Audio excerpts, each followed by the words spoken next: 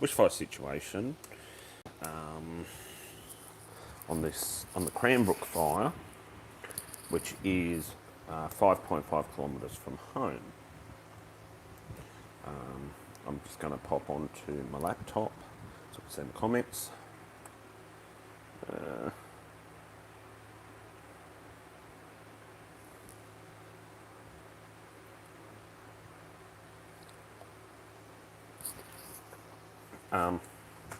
So yes, I'll give you an update right now through, let's call up the information. I'm just going to call up the information on said fire. Currently they are backburning. So it started around, really bad, around 2:30 p.m. Monday afternoon, the 6th of March.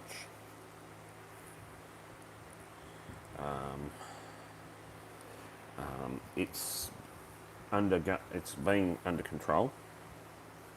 It's being controlled as we speak. So current update from the New South Wales Rural Fire Service have it. It's burning in the Cranbrook area, approximately 20 kilometres south of Dubbo. That is on the Obley Road, not on the Newell Highway. It does back onto the Newell Highway at Mountain Creek. If it was to get into a property on Mountain Creek Road, yeah, it would get up. It would affect everyone. Okay, back to what I was reading. The fire has burnt 1,100 hectares and is being controlled. So the current situation, I've already read about it. A bushfire is burning in the Cranbrook area, approximately 20 kilometres south of Dubbo. The fire is burning to the west of Obley Road, to the north of Strathgled Road, and to the east of Mudgeongar Creek. The threat to homes in the Toongai Township has now eased. Crews supported by machinery and aircraft, that is 2 Helitacs, Helitac 227 and Helitac 203, will continue on constructing containment lines. Firefighters are currently conducting backburning operations in the area east of Mountain Creek Road and west of Obley Road at Toongai. So it's a broad patch on the east and west flanks of the fire.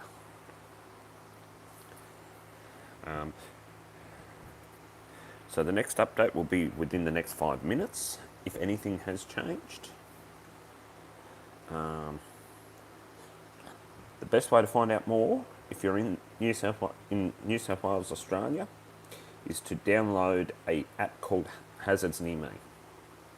Was known as Fires Near Me, which was dedicated just to fires, but now with this new app, Hazards Near Me, they've decided to go and cover, rather than have 2 separate apps, one from the State Emergency Service and one the Fires Near Me app from the New South Wales Rural Fire Service. They've now combined the two into the one app. And if you do download it, I highly suggest setting up watch zones, because watch zones are very important. So excuse me. Just gonna put this in a cup of Coke. So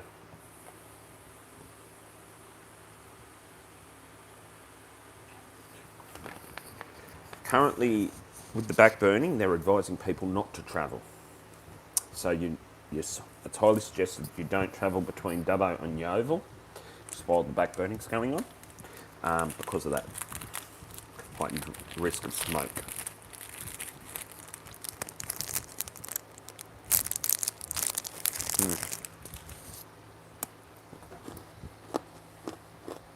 Don't mind me.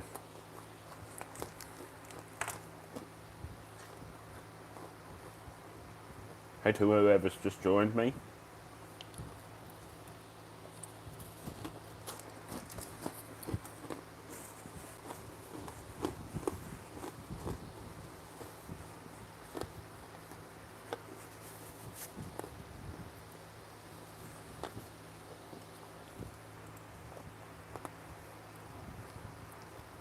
Please let me know who you are.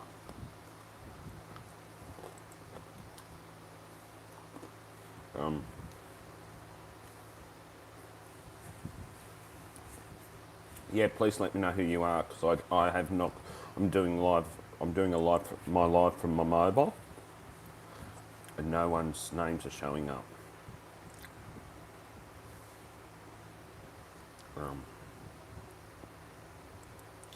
So yeah, unfortunately, so it started. It's allegedly started by a lightning strike.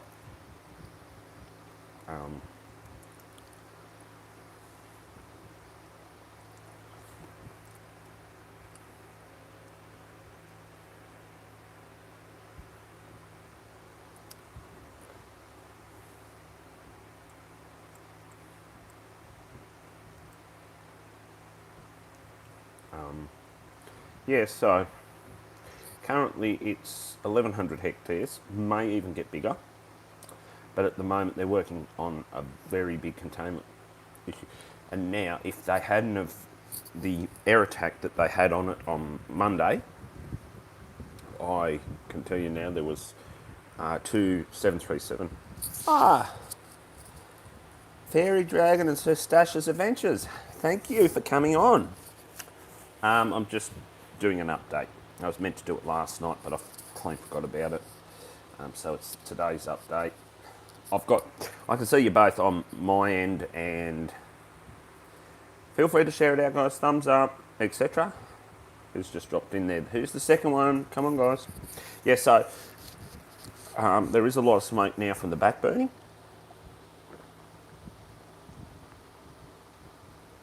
So we had two. I'm in Australia.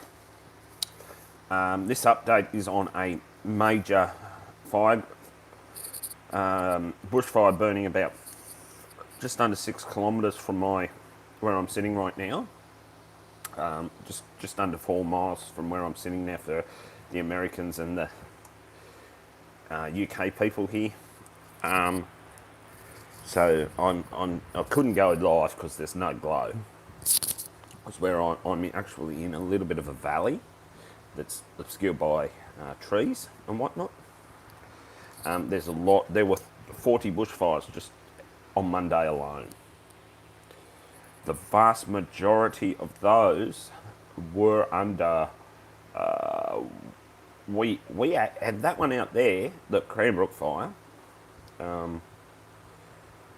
Yeah, nice. I didn't know that you were a fellow Australian. Yeah, no, my next door neighbour, her husband's the captain of our local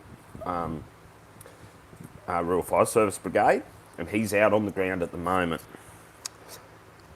I went to work this morning, 6 trucks and a support car at one hotel, another 8 to 10 at the next hotel.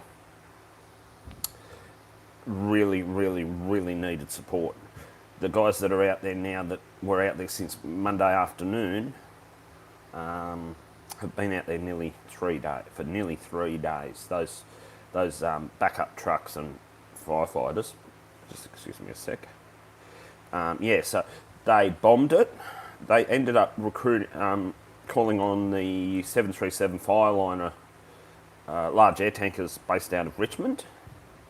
Out of RAF Base Richmond, they called on them,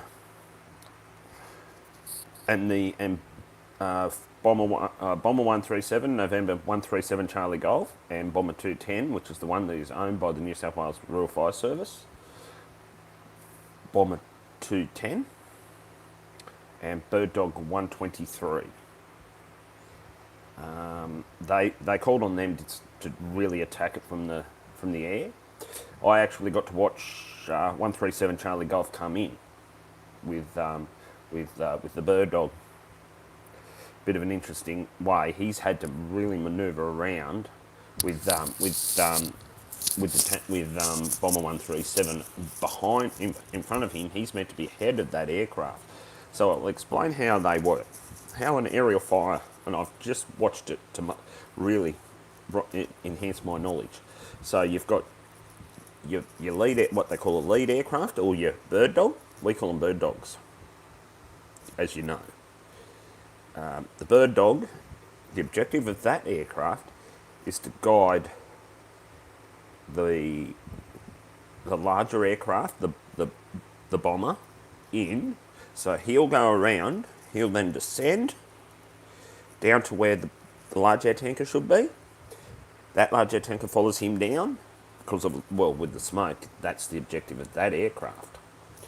Then he'll do his retardant drop. The Bird Dog will climb out. He follows the Bird Dog out. It is really, really, really, it really is. But because the fire was 5.5 kilometres away, I didn't get to see the retardant drop. I got to see the aircraft come in for the retardant drop. So he's come around on the north side to do the south flank, and the other one's come in on the south flank to come on the north flank. Drop the retardant on the north flank. I'm just wondering who the second person is.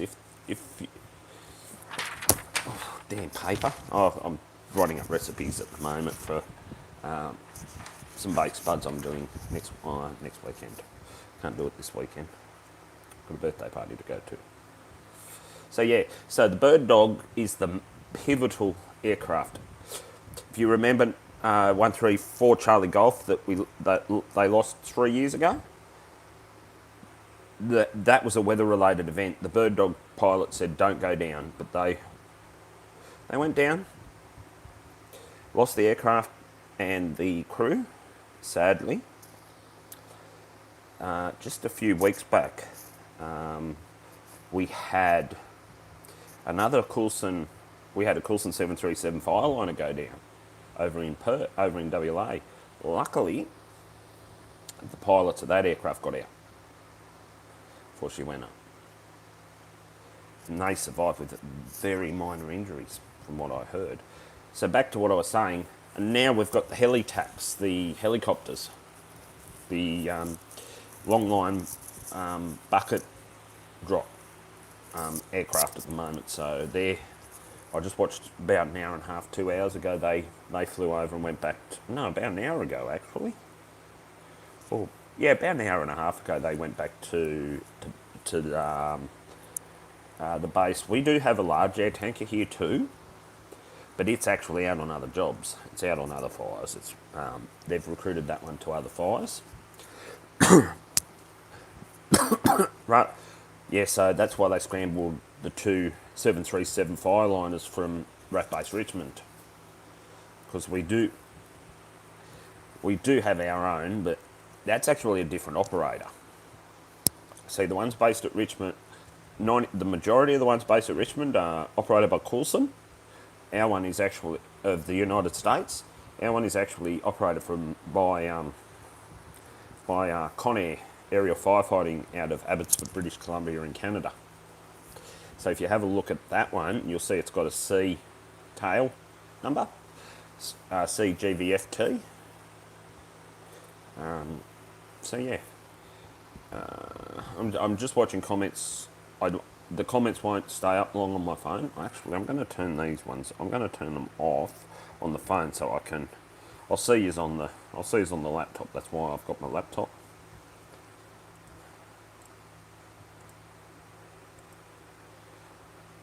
Oh, we are okay. My neighbour's wife put up an image last night. I'll put it in a video and I'll explain just how serious this fire is. I'll put another video together later on and we'll put in the video. I'll put in the audio. It's just a bit of a shame. 5.5 kilometres. It really hit home. I'm going to say something now. I was absolutely freaking scared. I was scared. When that emergency warning came up, because so when that emergency warning came up, it appeared up. I got the notification of it on the Fires Near Me app. On the Hazards Near Me app. And I went into it and I saw that it had escalated to an emergency level. I was packing it.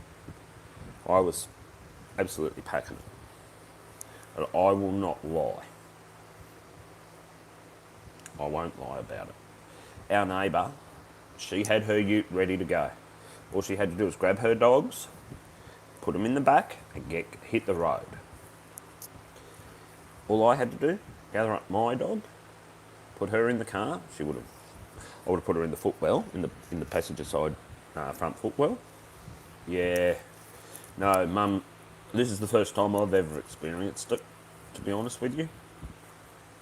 Like, we have had fires close to home, but one of them was up the road from where I am.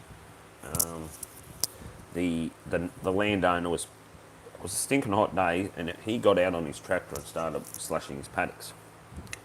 The slasher blades decided to collect a rock and spark a grass fire. So that one was real close. It was like a bit over a K from home. But this one, I would never, ever wish for anyone, and I'm going to say this now, I would not wish for anyone to, how shall I put it, experience this. It is scary. And all it would have taken was a wind change, change of wind direction. And it would have been coming. It would have jumped 3 properties and hit our properties as well. There's 3 properties within earshot. There's this property where I'm at, the property on the western side and the property on the eastern side. So combined total land area of 500 acres. It's about 200 hectares. So if that fire got into our place, our properties, God help us. God help us, that we would have been in a big load of trouble. It's about as I said, about 200 hectares of land. So that's okay, guys. Whoever's coming in, could they please just drop a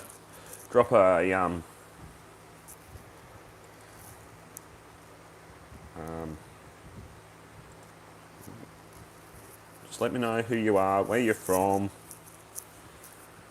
So yeah, back to what I was saying.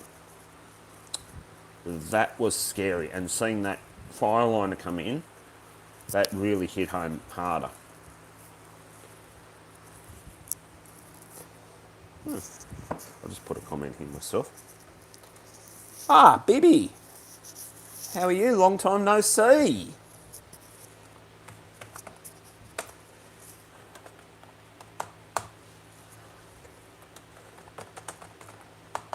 I'm just putting a comment.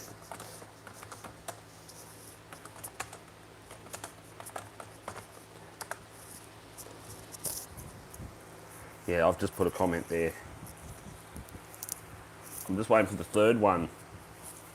Fairy Dragon and Sestash's Adventures. Frugal prepping down under with Bibby. Who's my third person, please? Yeah, no, so am I. After the last 48 hours being absolutely scary.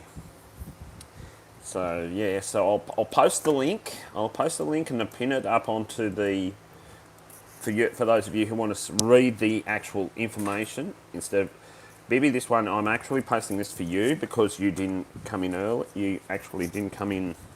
So I'm going to pin that link to the major fire update on the New South Wales Rural Fire Services website. I'll just post that up at the top. As I said, I've just posted that there for those of you who come in late to read about it. That was 6:51 p.m, so they should have updated that by now. I'm just going to refresh it and see if there's any updates. No. They usually update on a regular basis, but at the moment they're not updating. I haven't updated it. They do say X time or if the situation changes. But in saying that, I'm cautiously optimistic that will be under control tomorrow. Hopefully. With the backburning they're doing tonight and the aerial support that they're getting from the helitacs. So helitac, I'll give you the abbreviation. So helitac is an acronym for helicopter attack. So helitacs always run a long line with a 1,100 litre bucket, or what they call a Bambi bucket. They run, thank you, yeah. So those buckets, they hold 1,100 litres of water. Every drop, whether it comes from a helitac or a bomber, it always helps. So they've got helitacs, bombers, and then under the bombers, they've got the large air tankers and the single engine air tankers. So the single engine air tankers, or seats as they're known, usually 99% of the time will be the AT802 FB air tractors. So they're usually the air tractor AT802 Fireboss.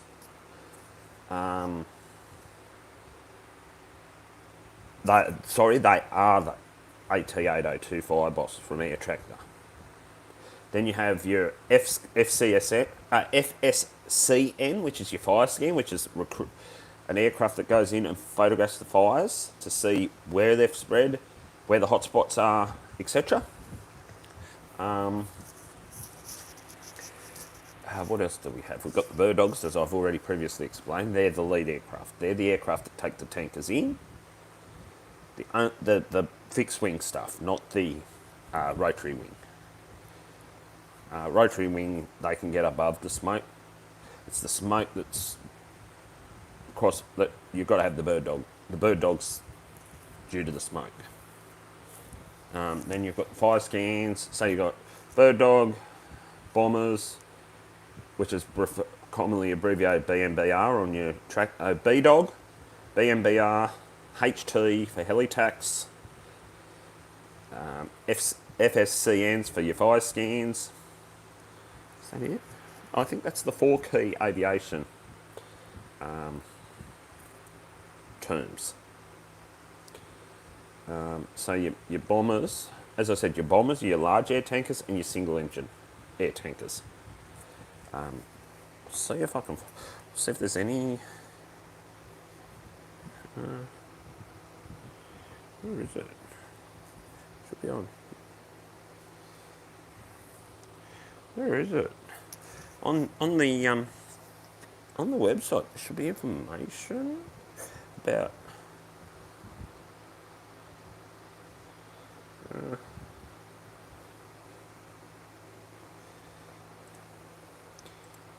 So again, this was an update for the Cranbrook fire in the Dubbo regional local government area. Oh, nice, yeah. We've got a pump. We've got 23,500 litres of extra water plus a dam. Well, if that comes to the worst, they can come and use the dam for the Bambies. So the Bambi bucket, the helitacs can come in and fill their Bambi buckets from our dam. That's if they want.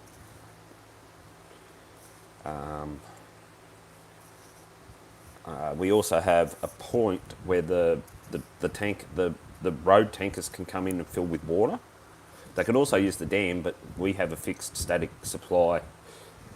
Got to get the static water supply, the SWLS plate for the front gate.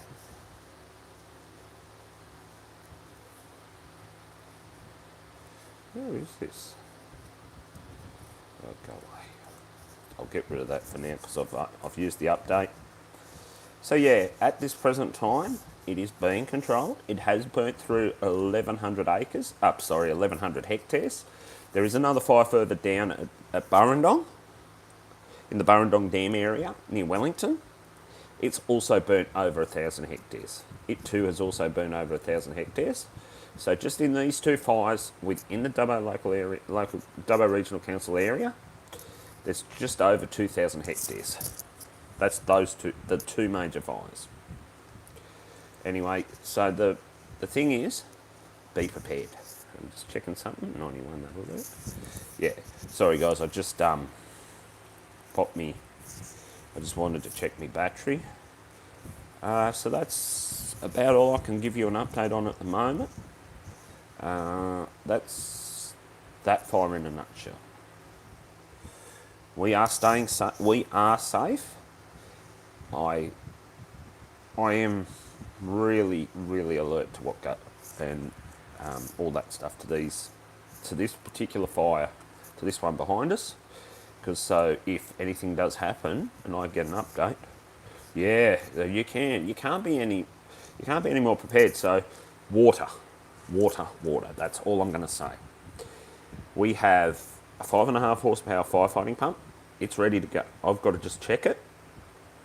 I was meant to check it I'm meant to check it every at the start of every fire season, and again at the end.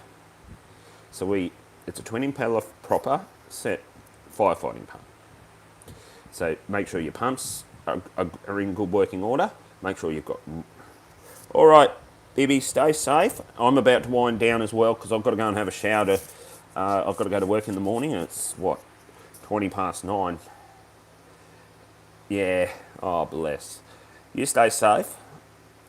Yeah. So I'm about to wind down as well. So yeah. So I'm meant to check the pump at the start of October, and I would usually check it again at the start of April. So that's our fire season. All the hoses, all the connections. The connections are good, so that I did need to check them. Anyway, guys, I'm going to wind this one up. I've been going for nearly half an hour. I better wind up and go have a shower, go back to bed. All right, guys, I will.